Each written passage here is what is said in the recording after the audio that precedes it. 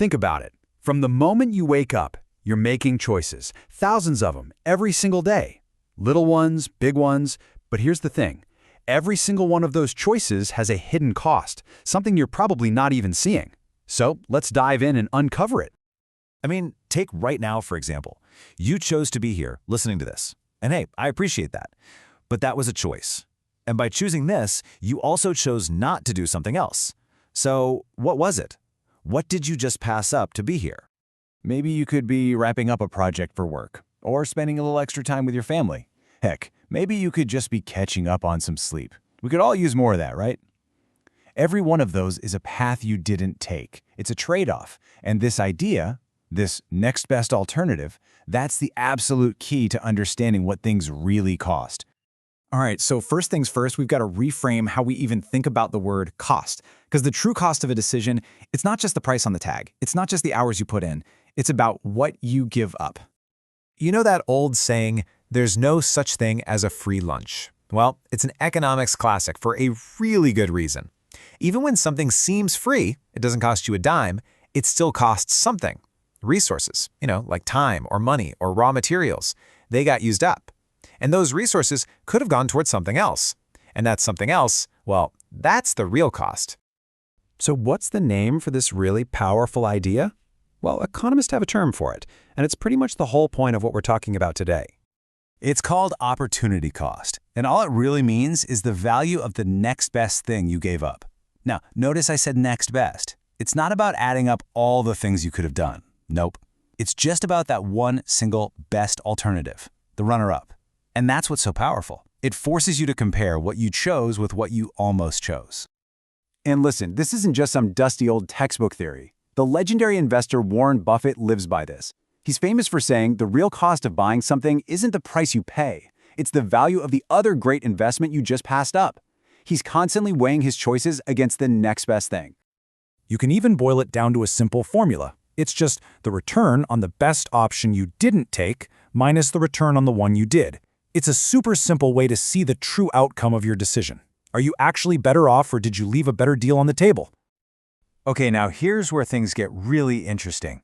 This idea of opportunity cost totally changes how economists look at something as basic as profit. See, for most of us, a cost is just, well, a cost. But for an economist, there are actually two different kinds. First, you've got your explicit costs. These are the obvious ones, right? The stuff you actually write a check for. Rent, salaries, materials. Easy peasy.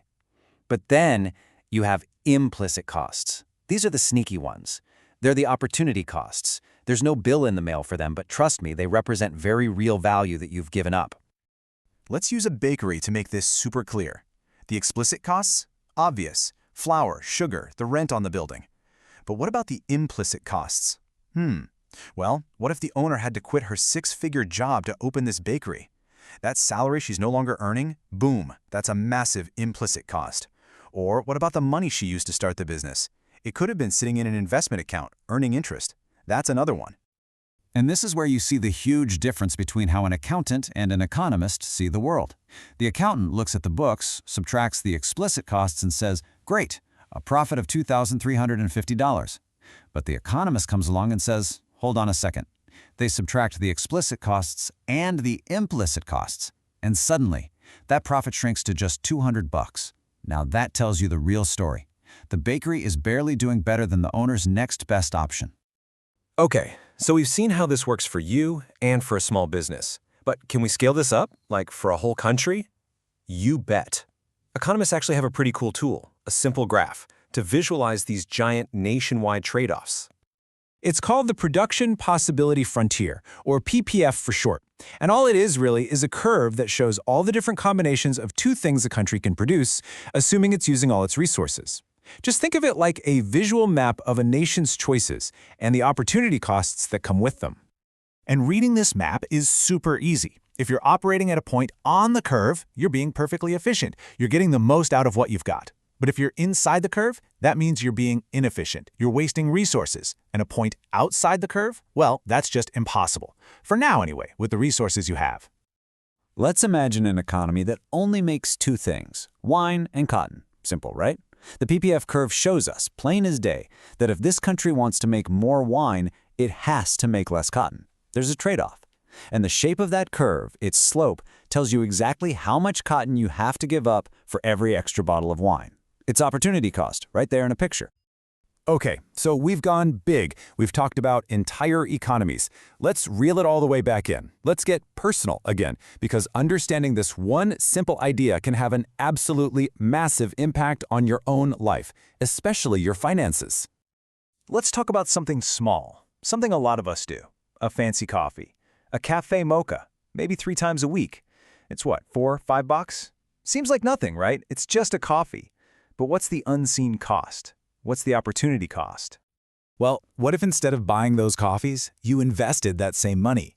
After just 10 years, it could grow to over $7,600.